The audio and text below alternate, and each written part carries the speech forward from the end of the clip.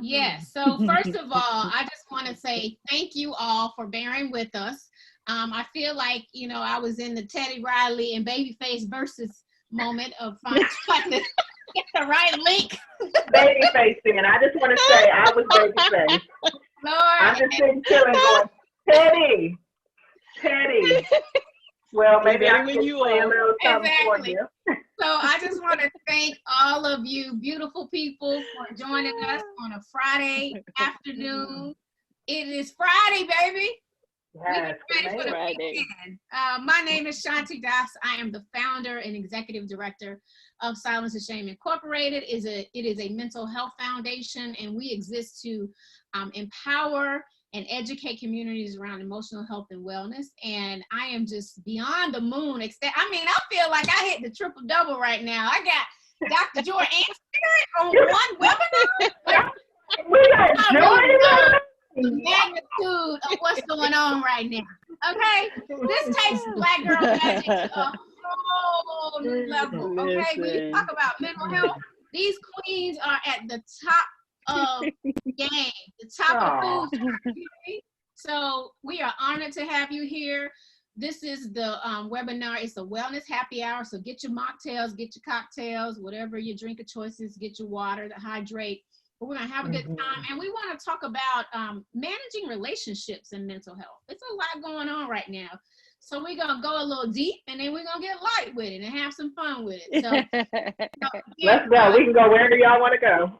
That's right. So Spirit, if you just chime in, give a brief introduction. Neither one of y'all need an introduction, but let's just listen, that's not true. I learned a long time ago, people are always finding you for the first time every day. So hello, if you don't know me, I'm Spirit. I am a licensed professional counselor and national certified counselor, a doctor of psychology out of Atlanta, Georgia. I have a group practice here in Atlanta with 6 other therapists. And in addition to seeing clients in private practice, doing relationship therapy, I'm also currently the host of Love Goals on OWN. All right. And Dr. Joy? Hey, y'all. I'm Dr. Joy Harden Bradford, also a psychologist here in Atlanta, Georgia. So we are all kicking it with y'all from the ATL. I am the founder of Therapy for Black Girls, which encompasses a therapist directory that has 1,400 incredible therapists across the country and in Canada who love doing great clinical work with Black women and girls. Also, the weekly podcast by the same name, Therapy for Black Girls. Well, thank you guys so much for your strength, your courage, your resiliency. And I'm a young whippersnapper, right, in this whole mental health field, but it's such an honor to be able to stand beside you all and talk. So let's get right into it. So my first question, and both of you guys feel free to kind of chime in.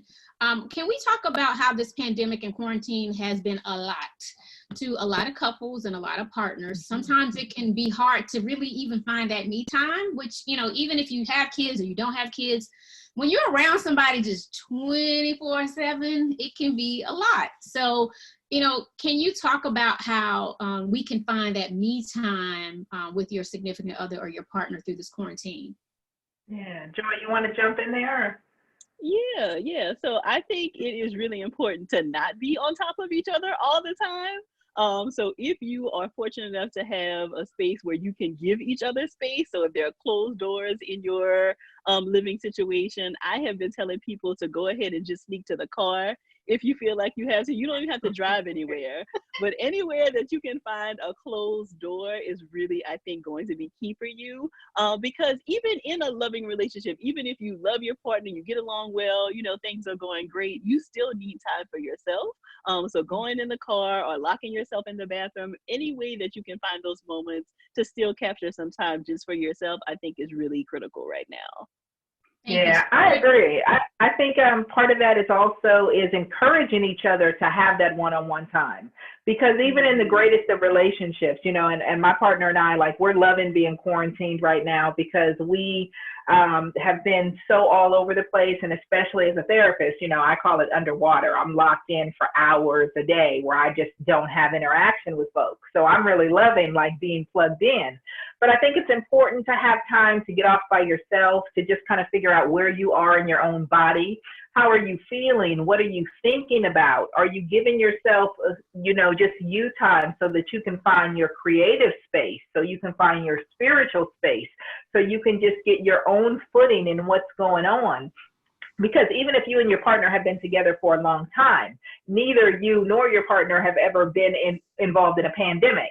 So you don't really know how to do this well. So before you can do this well with another person, you first have to be okay. So it's like giving yourself the space to just get yourself grounded, get your cup full, so then you can pour into other folks and have them pour back into you. Absolutely. And what would you say to folks that are maybe dating somebody? They're not living with one another, but they're dating, and that could also take a toll, right? The quarantine and not really being able to see each other with social distancing. Like, what would you say to couples? Yeah. So for my clients, I have to remind them when we're in practice, I'm like, so tell me the truth. You have to remember, I'm not your parent, so you don't ever have to lie to me. You don't have to tell me what you think I want to hear or what is socially appropriate in order for you to be okay. And the real deal is, when folks thought they had the shelter in place for a weekend, for a week, maybe even 2 weeks, they thought, okay, I can do that. But now that we're 8-9 weeks in, it's really hard. So what I've had is a lot of clients trying to figure out, well, I'm safe. I know you haven't been around anybody either. And so they're willing to take those calculated risks to figure out how to be together. Or for folks who say, well, listen, you have to understand that there's a consequence to that, and I'm not necessarily willing to take that consequence, then they've had to get really creative in how they still figure out ways to spend quality time with each other, even if quality doesn't necessarily mean physical. Dr. Joy? Mm-hmm. Yeah, and I think the thing I would add to that too is to make sure that if you are in a dating relationship, and even if you are in a long-term partnership, that you're also giving one another grace. So I would hate for somebody to make a very rash decision, or to really kind of make a decision about this person based on the crisis that we're in right now. So I think, of course, you are learning something about how this person manages a crisis, but this is not like a regular crisis. Like this ain't regular. Right. This is not your regular stress. Yeah, you probably won't do this ever again in your life. Right. Yeah. So keep that in mind too, to try not to be super judgmental about some of the things people may be doing right now, because we're all just doing the best that we can and trying to get through this the only way we know how, which is one day at a time. So to keep that in mind too, that you're not necessarily seeing, all of who this person is given the special circumstances we're under right now. Mm-hmm. Absolutely. If you guys are just checking in, this is the Wellness Happy Hour. Get your mocktails, get your cocktails, get your water.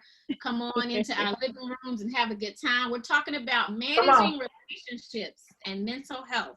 So if you guys have questions, make sure, ladies rather, and guys, if you have questions, put them in the chat section and we'll try to get to them. We're sorry for being late. But we're going to move right on to our next question. I want to talk about boundaries. Can we talk about boundaries? Because we've been hearing a lot about that during this time, and whether it's, relationships, even, so this doesn't necessarily even have to be physical relationships. How about let's manage relationships within our siblings, our friends, I want to talk about that too. How do you set boundaries for that friend that just, wants you to be there for them, but they're not there for you necessarily? Okay, so listen, I'll take it like even one step deeper, and I say that before I can have boundaries with other people, I have to first have boundaries with myself, right? So even like you see me sitting over here sipping on this mocktail like it is just a good glass of wine, right? But a good example, this is literally just fruit punch, right? Because I have a boundary and I have rules for myself that, especially in pandemics or especially in times of crisis when you are in really stressful situations, I don't reach for coping strategies that could become habitual or become unhealthy. So I won't drink during the pandemic because I recognize how easy it is to go, I'm just going to have one drink. And then all of a sudden, I'm going to have a mimosa in the morning. And then I'm going to have a mimosa and I'm going to have a little something for lunch. And then I might use a little bit of wine while I'm cooking. And then I'm going to have a nightcap. And all of a sudden, I've been doing that through an entire pandemic to get me through. And because I haven't had good boundaries, all of a sudden, I may come out on the other side of this with some habits or some use or abuse that I don't want. So much like the drink, I utilize my relationships in the same way. So I have to decide what kind of relationships do I want to have with other people? And then how do I behave myself that way consistently? So if I don't want to become the person that you're calling all day to vent about what you saw on the news, or if I don't want to hear about the relationship conflict, but you're not really ready to do anything with it, you just need a friend to vent, then I have to set those boundaries up and I have to consistently utilize them as part of my routine so that I don't create impairments or relationships that look the way I don't want them to look. So it's about being very intentional first with the boundaries inward and then enforcing or establishing those with any and every relationship that I have as I go forward. And that works with anything from your relationship to money, to friends, to siblings, to partners, you name it. Everything you do is relationship. Thank you. Boy, you just said a word right there. Because honestly, I'm serious. On my cocktail, I'm going to be very mindful of my own boundary, right? Because I'm a mom, and you guys know I lost my sister last year. And so what I will say, I have been doing a much better job of either going outside, taking a walk, or just drinking water. You know, I am giving myself, you know, permission to have a cocktail today, but I too started moving away from leaning on, you know, just alcohol or these casual drinks here and there, because if I'm already depressed, we know that alcohol is a depressant. And I've been down that road in 2015 and I vowed to never go down that road. So that is some amazing, amazing advice. Dr. Joy, what would you add to that? And or do you want to cover the part about just boundaries amongst, you know, friends and family as well? Yeah, I have been having a lot of conversations with people about boundaries, particularly in friendships and with family members. So I think the idea is that since, you know, we're working from home, people feel like, oh, you just have unlimited time, right? So if I want to call you to ask you, how do I do this thing on my phone? Or if I want to tell you about, you know, my boo that I've been talking to, like I could do that at 2 o'clock in the afternoon. When the truth is that some people do still have a very strict schedule. And it's okay, right? I think structure and adding a schedule to your day can actually be really helpful to kind of manage some of the anxiety that some people are feeling. But I think it's important for people to tell them, to tell friends and to tell family members, like, these are still my work hours. So from 9 to 5, I'm largely going to be unavailable. And if you're living with people, to have that publicized somewhere. So have it on the refrigerator or have it on your door if possible, so that people know that you're actually not available just because you're at home. Yeah, and can I add this real quick, Shanti, because I think it's important. People need to understand, one, that no is a complete sentence. And you don't need people's permission, you don't need their agreement, you don't need their understanding in order to enforce your boundaries. You simply need to do it. And so you don't have to feel like, oh, well, they're going to be so upset, or, oh, I'm the only person that can do this for them. You have to understand that we are selfish by nature. We are hardwired as it is primal for us to get our needs met. So I promise you that if you don't have the bandwidth, if you don't have the resources, if you don't have the motivation to do a particular thing for somebody, trust me, it will still get done. It does not have to be you. So relinquish yourself from needing to explain or needing people to agree or needing people to respect or even value your boundaries. You have every right to take care of you, and it is truly your responsibility to do so. Nobody else can do it for you. You have to do that for yourself. That's right. Yeah. So I'm going to go to a few questions. This is from S. Bates. The question is, or the comment, I'm doing okay, living a less overwhelming life and having and have the privilege of working from home as a teacher. My issues are the parents. They won't leave me alone. She said, help. I set boundaries. They won't stop contacting me instead of using the tool shown. I'm at the point of stopping all that I'm doing and just doing the bare minimum that the district requires instead of what my students need. Any suggestions, either one of you guys? Okay, well, Joy, you want to jump in here? Yeah, I don't think that there's anything wrong with doing the bare minimum, especially right now as mates, because it sounds like you have tried to set the boundary with the parents and they're not respecting it. And so in order for you to set the boundary, if there's no way to kind of completely cut off communication, but just show up for the students, then you have to take it to the next level. Because what's going to happen, you know, when you kind of keep giving in and giving in to all of these parents, and then you are no good to even come back in the fall or to continue your work as a teacher, you're not going to be good for any of them. So if you feel like you have tried nicely to try to set the boundary, clearly they're not respecting that, so you're going to have to take it to the next step, it sounds like. Yeah, right. I agree. And first of all, I want to first commend you, right? Because see, I have 7 children, right? So and many of them are still in school. My 4th grader and my 3rd grader, I just like commend their teachers each and every day, and I have to remind their teachers to like tune us as parents out, because you have to remember at the end of the day, you're just one person, and you are really an essential worker. You're one of those hidden essential workers, because we don't talk about the teachers who are still working through this pandemic.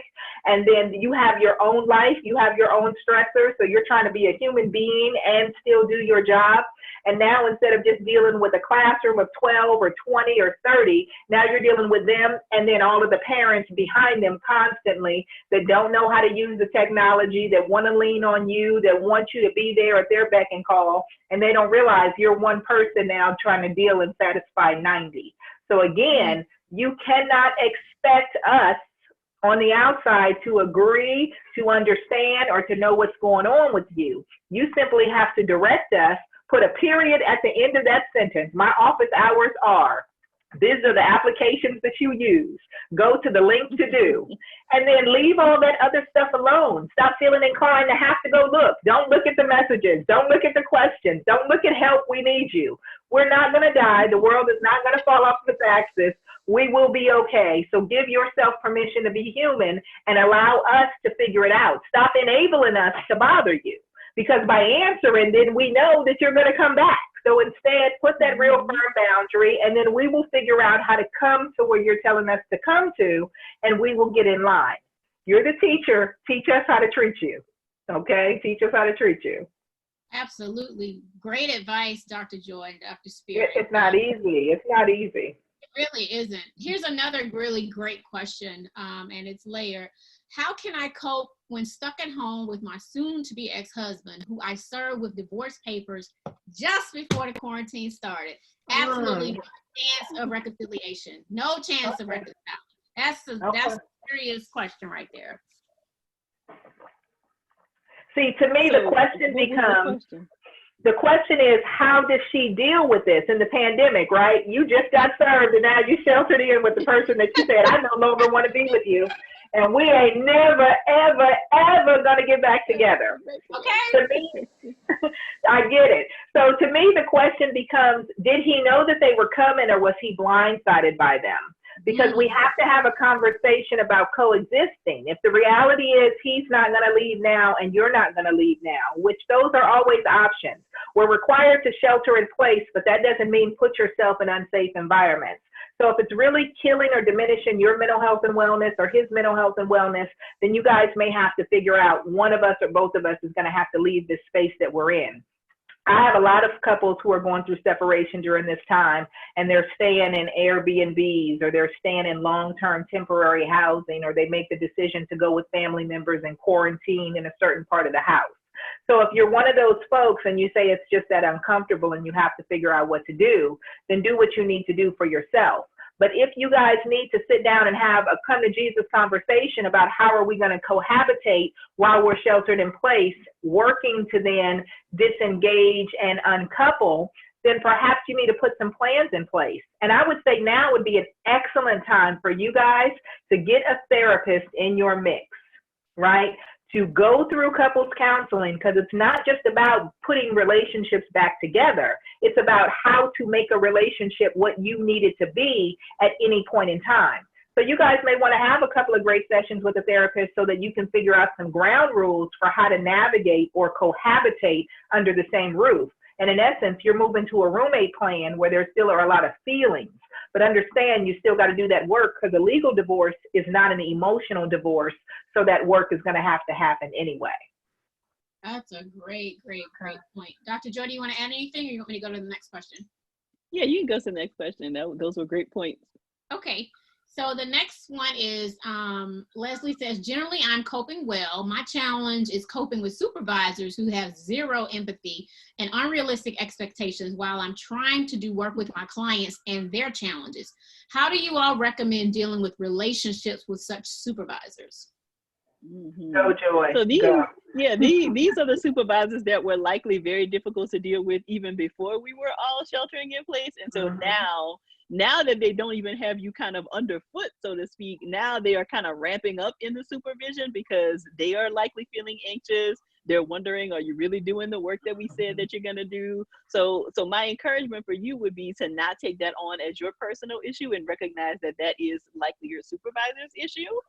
So doing the things that you need to do in terms of taking care of your clients, but also making sure that you're documenting things, because even though you're trying to, cause some separation there, you do still want to have yourself protected in case, anything should ever escalate. But try not to take on the anxieties of your supervisor, because that's likely what's happening, is that they are feeling out of control because they don't have you in the office. And so they're feeling the need to do some micromanaging to kind of make sure that work is still being done. If possible, you may want to go to like a weekly check-in at a certain time. So that may kind of get around some of these issues so that they know that there is a set point in time at which you're going to give them a report about what's happening. And, they kind of can ask any questions then. And that may alleviate the need to kind of maybe be checking in on you like every day or whatever they're doing. Mm-hmm. And I think it's all in the presentation as well, because even though they are probably difficult and giving you that stress, you don't see what's happening behind the scenes in their life either. So they may be bringing that stress, and it may feel safer for them to dump it onto you.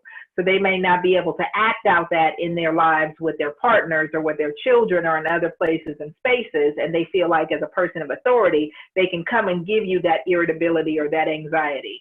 So I would definitely think, let's figure out how do we dissipate some of this. And you might be the person to initiate, to go to them and say, hey, listen, I know that we are just in such stressful times, and I want to make this as stress-free as possible for you.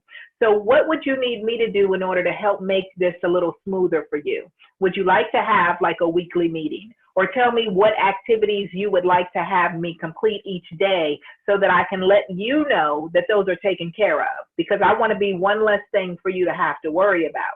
And sometimes if you just kind of de-escalate the situation by saying, I recognize that it's not ideal and I want to figure out how to kind of make this easier on you, it's really about making it easier for yourself. But people like to be selfish. So you tell them it's about you. How can I make this easier for you? Because I want this to be okay. And that will begin to put some framework in place. Thank you. So I'm going to jump to one of my questions, and then we'll jump back to the chat questions, because this one is heavy on my heart. I've heard recent reports about domestic violence, rates being increased during this time of quarantine and pandemic.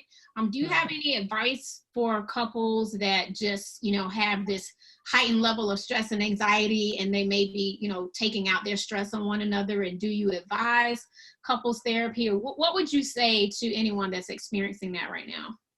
Yeah, well, I would say personally that you have to know that whatever problems were there in your relationship before you sheltered in place, they're really going to be exacerbated or much more intense now that we're sheltering in place.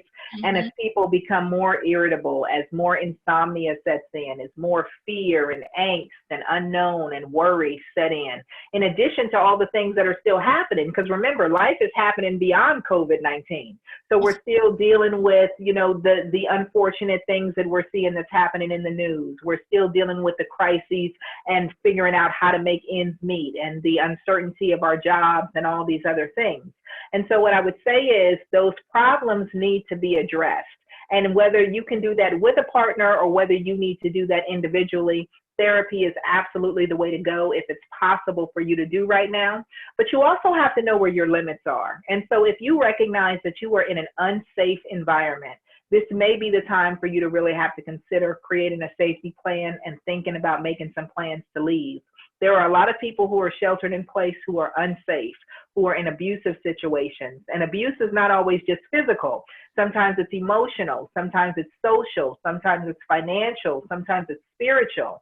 And if you recognize that you have a partner who is abusing you, who is diminishing you, who is taking away from your value, then you're going to have to work hard to get plugged into support systems so that you can develop the coping strategies to be able to rebound and come up with the best plan for yourself. Thank you, Spirit. Dr. Joy, do you want to add anything to that? Yeah, I would just add to that, you know, likely a lot of the community resources that people could go to for domestic violence are not operating in the same ways right now because, of course, you were able to go to those places. But I do think a lot of them are still offering virtual services. So like Spirit talked about in terms of a safety plan, that's likely something you would do with someone, either a therapist or one of the counselors who work at a domestic violence shelter or an organization like that. So there may be still some ways that you can do that virtually, but again, they would help you to think about the safe ways to do that, because you definitely would not want to be creating a safety plan and you just have it on your phone, right? So they may be working with you to develop a safety plan that then you house with your best friend or someone else digitally so that it's accessible to you, but not necessarily on your person, especially if we're talking about a situation that is physically abusive. Right. Yeah, and I'll get some of those, whether it's the chat crisis lines or some of the text number lines for you to be able to add as we're going. Oh, and I want to, I'll pull up some of those for you and you can drop those in the box. And let me add a mic too so that my sound sounds a little clearer while we go. Okay. I'll go to the next question with you, Dr. Joy, if that's okay. Okay. So Gia says, I have a headstrong yet respectful 18-year-old who doesn't fully understand the significance of where we are with the pandemic, which we've heard a lot of, you know, young people kind of experiencing the same thing. Things are opening as, you know, states begin to reopen, and she sees it as time to kick it with her friends. My question is, how do I lovingly keep boundaries yet be realistic? She doesn't have the maturity to see what I see, but also sensitive as she is a graduating senior. Mm-hmm. So I'm not sure. I'm guessing that she still is living at home with mom, is what it sounds like. And so I think, you know, because it is still your house, I do think that you do have the opportunity to talk about like, okay, these are the rules for this living situation. Now, if you choose to do something else and you have another place to live, then that's a different conversation. But in this house, I think that it's okay to set boundaries around what kinds of things are okay. You know, so it could be that you and she work together to come up with a plan for where maybe she can visit with friends who also have a solid shelter in place situation. Like there may be some discussions and some compromises that can happen there. But in terms of her just, you know, like going to the club or, you know, those kinds of things, like that seems like it would be a really high risk kind of a situation. So I think that's where you start with the conversation, but then you also maybe have to move to some risk mitigation kinds of things. So if she is going to go out and you're okay with her staying in the house and going out, then is she taking off her clothes appropriately in an appropriate area, and then showering and, you know, making sure that she's not touching things and, you know, taking precautions to wash her hands. But I think it does have to start with a conversation about the fact that, you know, if she is still living in your house, then there are some rules that need to be respected by all members who live in the house. Thank you. Spirit, you want to add anything to that? Fast forward me. Give me the synopsis of the question. I think I got it. Yeah, so the mom has a respectful yet headstrong 18-year-old who doesn't really understand the significance of what's going on. She kind of wants to go out and hang out with her friend, but the parent is trying to figure out how to set, you know, loving, you know, boundaries, if you will, and realistic ones, but still give her the grace that she's a senior, things have changed, but she wants her daughter to still be safe. Okay, so she wants her daughter to still be safe, then she has to model appropriate behavior. And for some reason, she thinks that the problem is her daughter. Her problem is herself. Mom is uncomfortable with setting this boundary because she thinks, oh my gosh, she's a senior. This is her time. She should have this space. I really hate this. So it's mom's core beliefs that are making it hard for mom to save her child's life. We don't live in a place and time where you can say, oh, how can I just make this okay? And so what mom really needs to do is first get real clear in mom what this is all about. And this is not about you punishing your child by making them shelter in place. This is about you literally saving your child's life. And you have to set the right tone because our children are looking for us. They are learning about what is the right behavior by what it is that we do. So if you tell her, listen, I know that what you should be doing is this, but I really want you to do this, that means that your life is worth whatever fun you need to be having. Your life is worth taking the risk. And not only is she going to be putting herself at risk, but she's going to be putting you at risk and everybody else every time she goes out, because she also doesn't have the emotional development or the cognitive, literally the physical brain development in order to recognize the consequence of these actions. Otherwise, she wouldn't even be wanting to do them. So what I want mom to do is take a step back and realize that while she's looking at what her daughter wants to do, if her daughter is truly respectful, then she's going to respect whatever boundaries mom puts in place. So mom needs to kind of muscle up, woman up, and be willing to set a firm boundary that saves her and her child's life. Thank you for that. Mm-hmm. Okay, our next question is, I have a question about relationships. How would you deal with being in a relationship with a person, who has had hundreds of sexual partners before you going into the relationship with them, and you didn't find out until after you were with them, and you didn't find out until after already knee deep in the relationship because they lied? How can you move forward from that? What if it bothers you years later? Does that mean it's time to move on if you can't get past it? So she's still in the relationship? It seems like, because it's still in the relationship. There have been hundreds of sex partners. You didn't find out until later. It sounds like it all came out and you're still in the relationship, but it's still like bothering you. In it, but the person lied. And how do you move on from that? And I guess they're saying, if, what if you forgive them, but maybe it still bothers you later, which is probably hard to fully forgive that person, but I'll stick to the professionals and let you guys jump in on that. Because you got an opinion. I don't think they know if they can move past it. I mean, that's certainly, honesty is truly important to me. And I certainly am not sitting here, saying I'm perfect and I never told a lie in my life. But, when you talk about somebody that's going to be your partner and your significant other is going to be your right hand in life, if they can't be honest with you, then, how can you move on with that? The only thing I will ask is, did you ask them? And then they lied, right? Did you ask them and they might have said they were with one person or two? Because then there really is their break of trust. So now I'm going to flip it over to the professionals. Well, you paved the way really nicely, because to me, that's really what it's about. It's not about the number of partners that they had, because the number of partners that somebody had before you has nothing to do with you. And hopefully in them having all of those partners, hopefully they got the experience that they need. Hopefully they got the lessons that they need, whatever that was about for them. But if you're a person they were using, condoms. Well, right? but even then, sometimes a lot of people are not. So I would hope that by now that you guys have been tested and that you know what their status is. So, it's not like, okay, so you had 1,000 partners and you didn't use condoms with any of them. Fortunately, if you're still negative, you don't have herpes, you don't have HIV, you don't have any of these other communicable diseases that are putting me at risk, then it's really not a question of that. It's really more about behaviors. And what do these things mean if they have some impact in our relationship now? My bigger question would really be, like you said, Shanti, about the lie. Did you lie by omission and you just never told me because you were afraid of how I would take it? Or did I ask you what the number was and you grossly lied and underestimated? What is that about? And so I'm curious for the person that's asking the question, what are you concerned with? Are you concerned with the number? And if you're concerned with the number, then I'd want to know why. What does that mean to you? Does it make you question yourself? Does it make you question your partner? Like for me, it's about, where is your problem? Is your problem that you don't feel that you can trust the person? Is the problem that you see sex in a particular way and they had sex with too many people? We have to figure out what the problem is, so then you can figure out what the solutions can be if there is one to be had. And Leah just responded back saying that the person had sex with these people before they were in the relationship, but she did ask and they said no, so they lied. So when they were, but that's the real problem.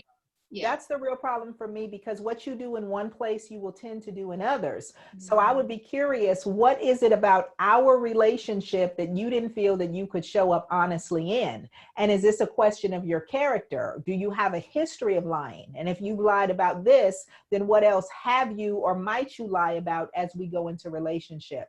because it's really an infidelity, right? It's a cheating. It's a cheating on the relationship because we're not having the real relationship that I thought we were.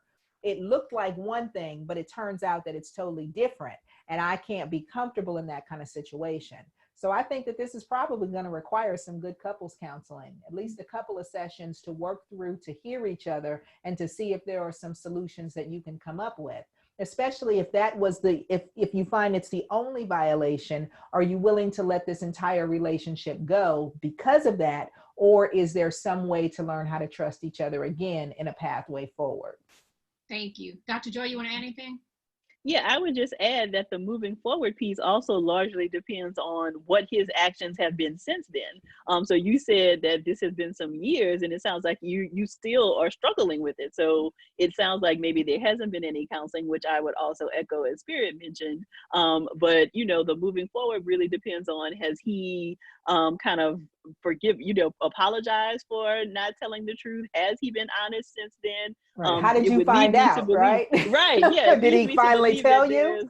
A lot that has been going on since it has been years since you found out, and you're still struggling with it. So I think that there's definitely much more to explore there, particularly with a therapist, would be helpful. Thank you, ladies. I want to ask kind of a symbolic question around, or a question around kind of symbolic relationships. So I, worked in a very high profile job, made a ton of money, but I felt like I had an unhealthy relationship with money.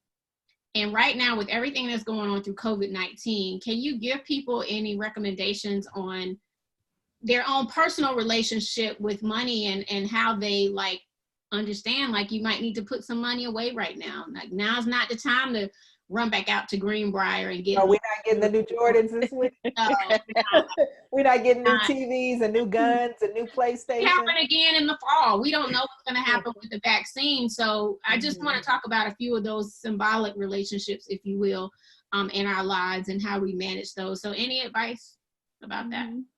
Yeah, I think it's important to think about, our relationship with money in large part comes with the messages that we got from as children about money. So if we came from a background where money was plentiful and it didn't seem like we ever really had to work for it, then it's likely that you carried much of that into adulthood.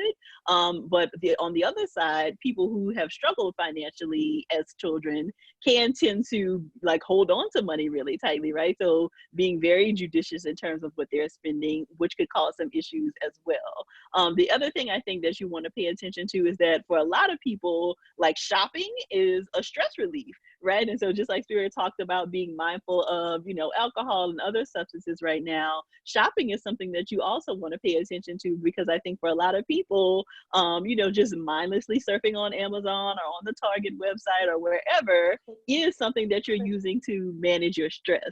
And so it's important to kind of understand, okay, why am I actually making these purchases? Is this something that I feel like will help me feel good in the moment because I'm anxious, I'm overwhelmed, I'm whatever? Or is this something I really need, or something that I feel like, would bring me joy in this season? And I feel like it would be a compliment to my stress management. Thank you, Dr. Joyce. Yeah.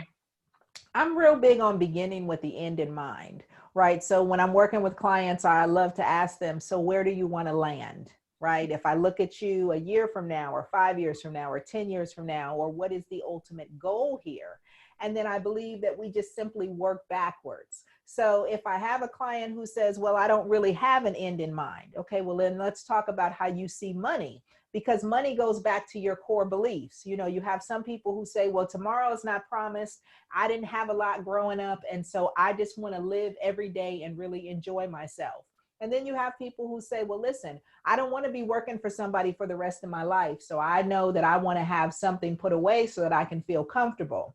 I am always about being as specific as possible and move away from generalities. So somebody who says something put away, or I got to have a cushion in the bank, I'm like, well, let's get to what the number is that is going to make you feel comfortable. What do you need to be sitting on or have put somewhere in order for you to be able to sleep at night?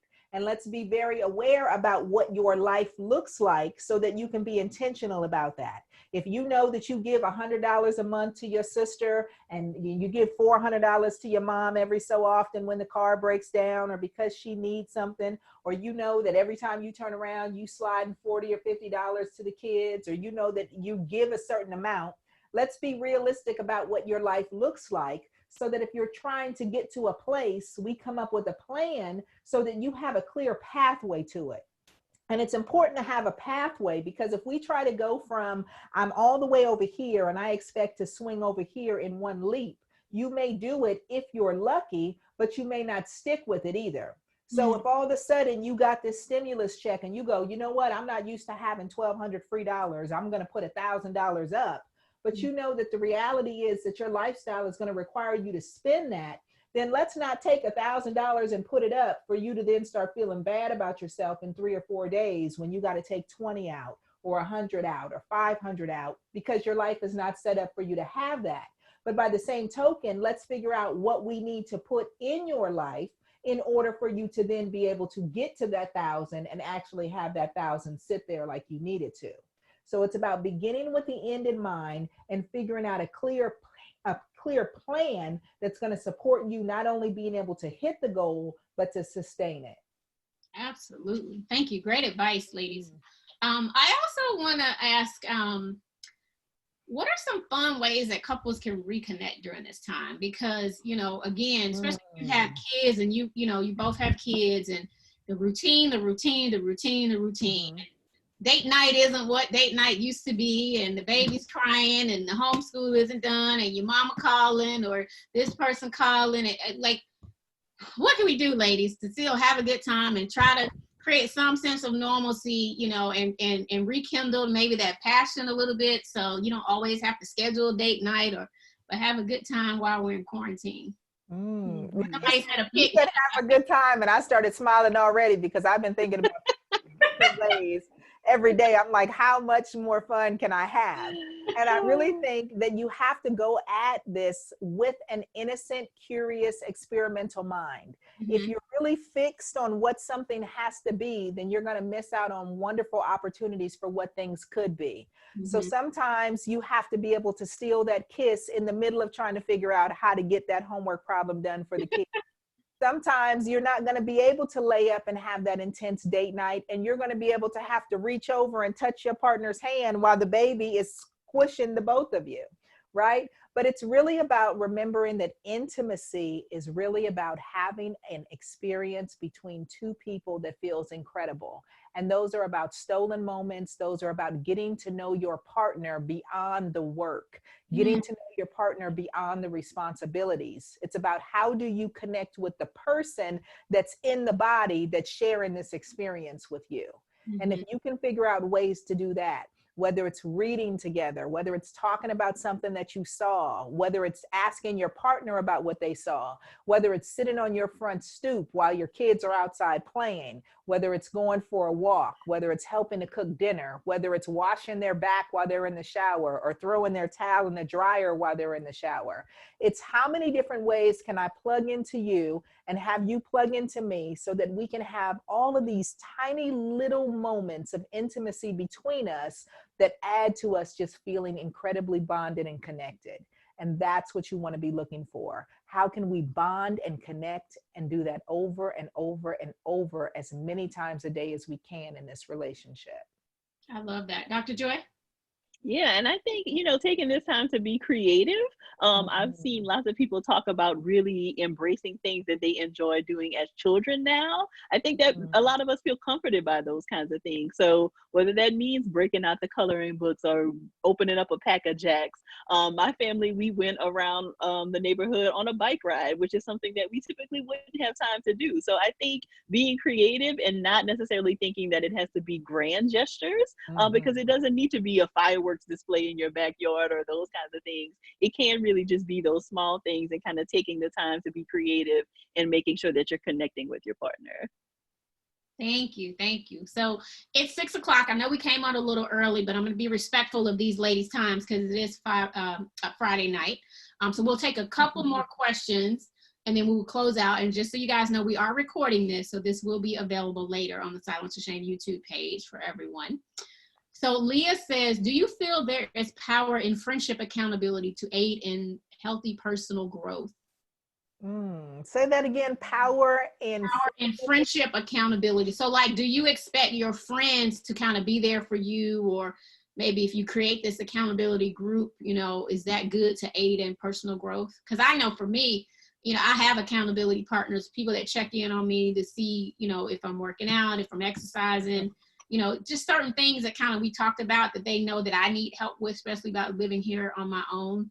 I think that's what she's asking, but she just wanted to know, is there power in friendship accountability, which I think it is. Yeah, I think that there has to be accountability in every relationship that you're in. And I think that one of the biggest mistakes that we make, unfortunately, is that we have unexpected expectations for people and they don't even know that we have them. And oftentimes we don't realize that we have them either. And that's why we find ourselves wounded in relationships, because we just go into relationships with people because we like each other or because we have commonalities. It feels good.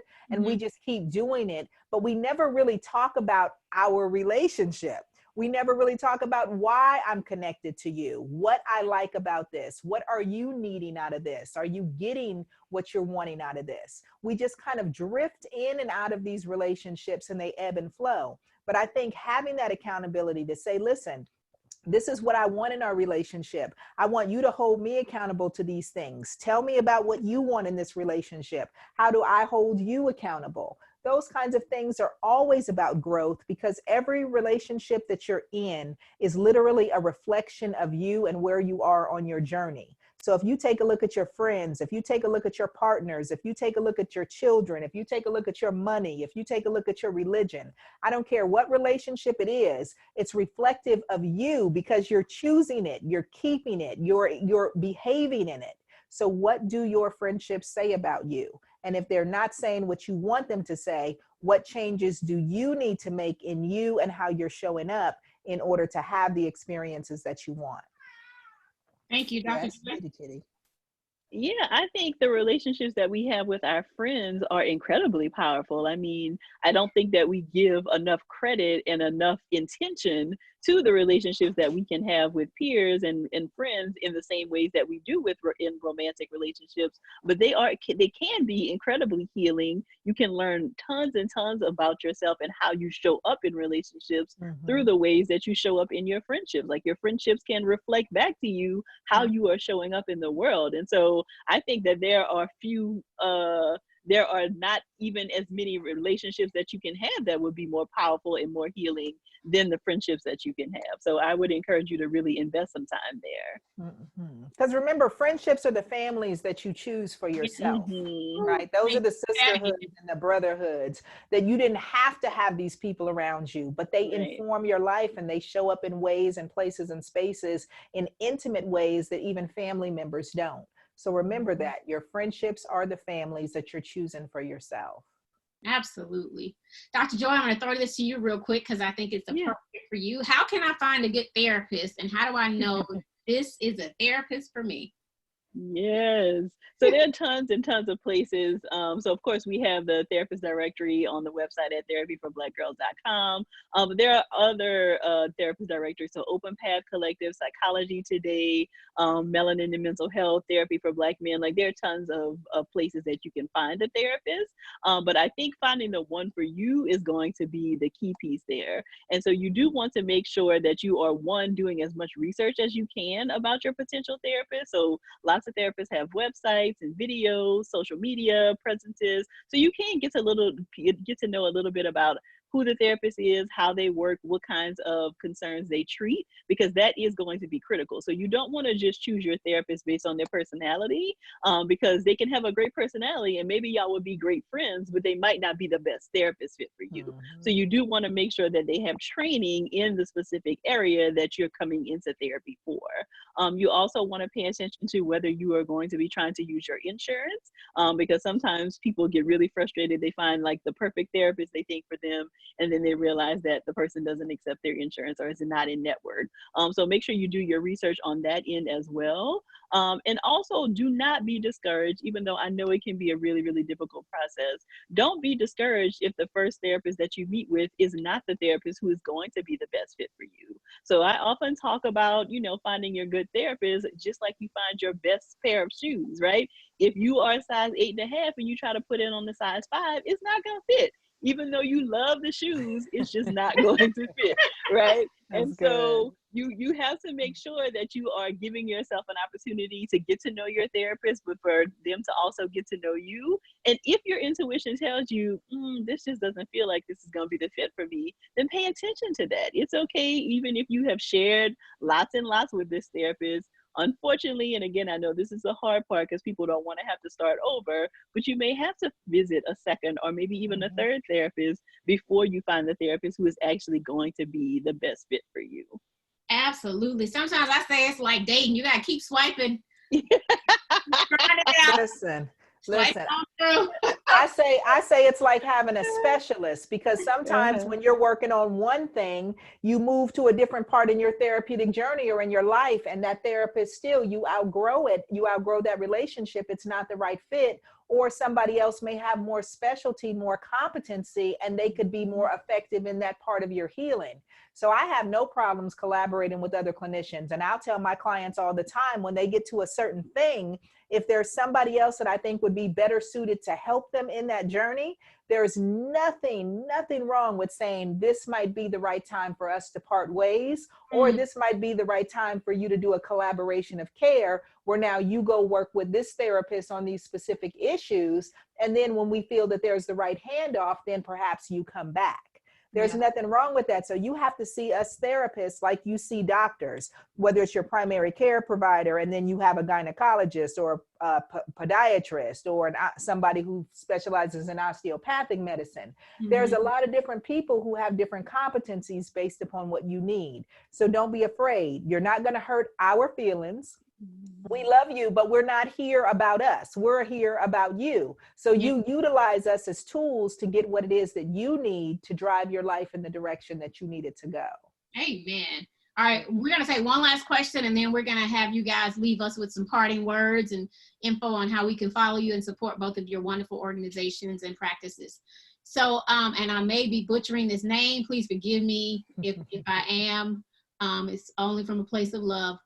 Ashane says, don't leave out the unmarried queens. Yes, praise the Lord, because y'all know I'm single. What are some tips to stay energized, foster wellness, and exit this shelter in place feeling on top of our game in mind, body, and spirit? I think that's the perfect question to end on. And that could go for whether you're unmarried or married, but we'll start with the perspective of someone being unmarried. Yes, because listen, I love my unmarried queens and kings. And first and foremost, I want you to know that you have to decide what it is that you are looking for out there. And you have to stop showing up in the world in one way as your representative and then being confused about why you're not having the kind of relationships that it is that you want.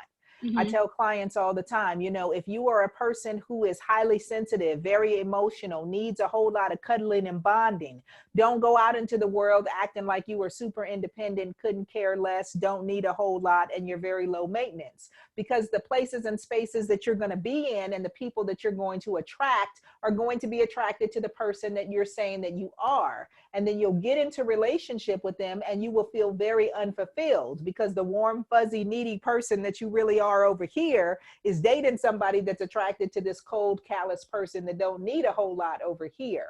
And so your relationship should really be about, you are already doing amazing by yourself in progress. You are in progress in your life, having the time of your life. And when somebody else sees that and they want to come in, they should be an enhancement. Not in a, you know, that should be in addition to, they should not be completing you. And you should be so excited about where you are in your life that when they try to come in, it's really like, well, hold up, because slow down, because I worked real hard to get to this place and I'm really enjoying me. I don't need no drama. I don't need no foolishness. I don't need anybody that's coming in to take away. And so you should really be looking at the dating process as an interview. These are candidates that you are interviewing like potential employees for the job description that is your life mate. And so it's really about compatibility. It's not about chemistry necessarily. That's a smaller part.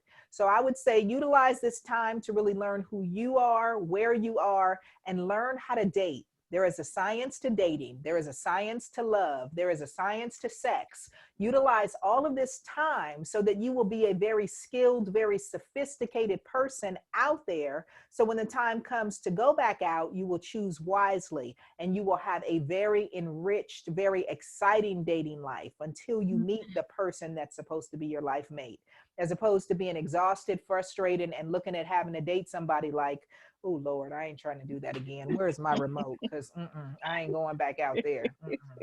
That's not what you want. Okay, that's not what you want. Dr. Joy.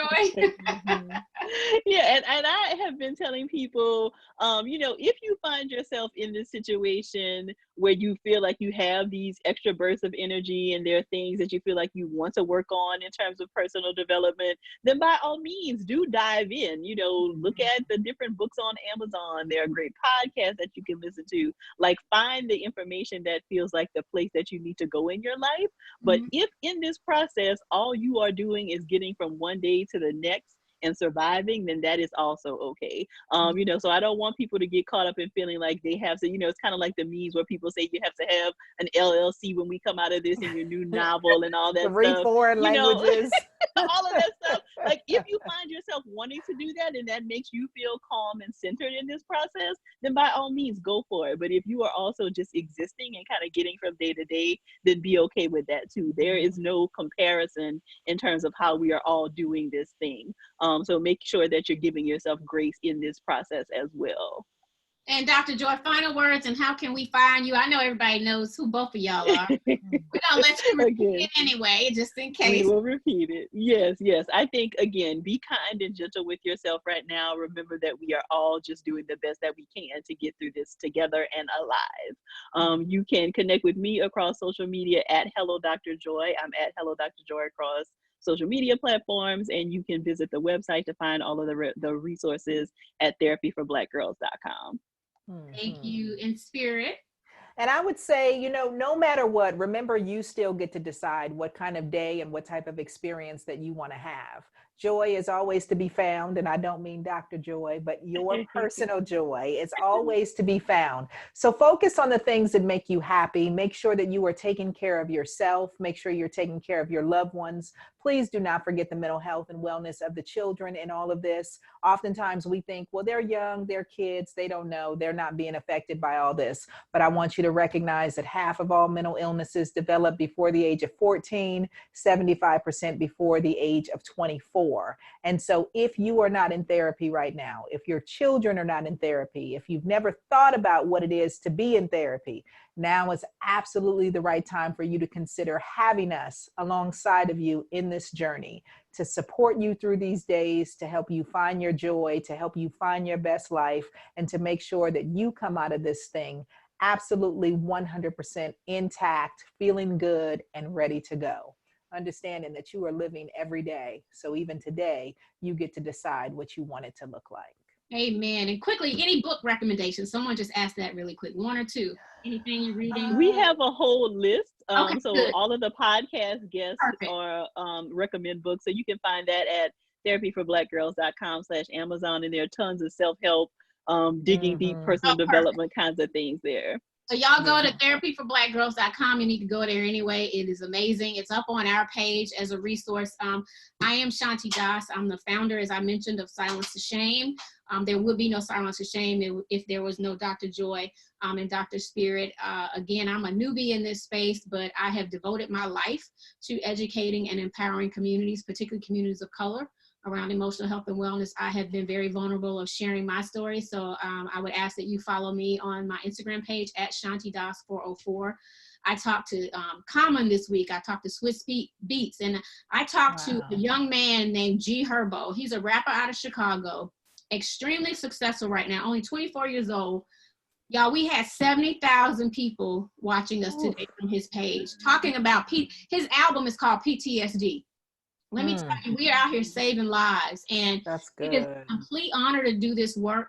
With May being Mental Health Awareness Month, I hope you guys will take the time to learn about yourselves, learn about your families, get trusted relationships in your life, give yourself grace, give yourself permission. If you're suffering from grief and loss, go to our YouTube page. We have a wonderful webinar with Dr. Ajita Robinson up. Thank you, Dr. Joy. She was fantastic. So you guys check that webinar out. We're going to keep this going through the month of May. We are a small but mighty organization. If you would consider making a donation, you can text the word silence to 707-070 or go to our website and make a donation. We have a lot of DJs. I created this dance to donate. So all these DJs have been doing lives all week to raise money. Hot. Tonight we have DJ Envy from the Breakfast Club on his page from 9 to 10 o'clock. And then producer Will Packer and his wife are doing a house party. And then tomorrow we have DJ Fly Guy, Kwame, and Sunday Frank Ski. So we serious about saving lives, y'all. Let's do this together. And I love you, Dr. Joy. I was so grateful that you responded to me when I reached out to you and we had lunch that day, because I get to know you for a couple years now. And Spirit, you know, you speak to my spirit. We met last year at Karate's conference, and you know, and I'm gonna try not to get emotional, but I'm still really in the valley of losing my sister, and the way that you pour into my spirit is divine. And I just can't thank you both enough for taking time out on a Friday from your family, from your careers, to spend time with us and all these beautiful people on this call. We had over almost 90 people, you know, talking about mental health on a Friday night, and let's just keep it going. And I hope you guys will do it with me again if you're not too busy. Of course. Absolutely. Anytime. Anytime. We recorded this. It'll be available over the weekend on our YouTube page. You guys have a wonderful weekend. God bless you, and continue to silence the shame. Thank you. Bye, everyone.